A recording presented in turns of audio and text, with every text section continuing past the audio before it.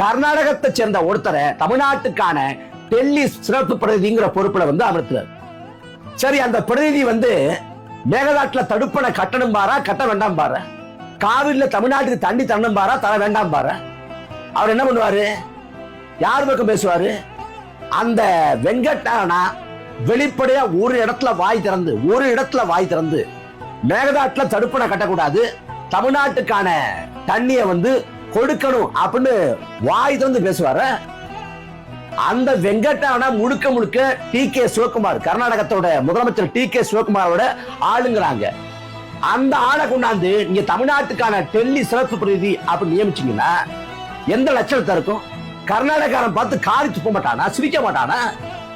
கர்நாடகாவில் தமிழ்நாட்டை சேர்ந்த ஒருத்தரை சிறப்பு பிரதிநிதியா போட முடியுமா? வாய்ப்பு இருக்கா? எந்த மாநிலத்திலாவது அந்த மாநிலத்தை சாராத ஒருத்தர் அல்லது அந்த மாநில மொழியே அறியாத ஒருத்தரை கொண்டாந்து அந்த மாநிலத்துக்கான டெல்லி சிறப்பு பிரதிநிதியா நியமிப்பாங்களா? இந்த கூத்து இந்தியாவில் எந்த மாநிலத்தில் நடக்குமா? தமிழ்நாட்டில் நடக்குது இந்த கேலி கூத்து.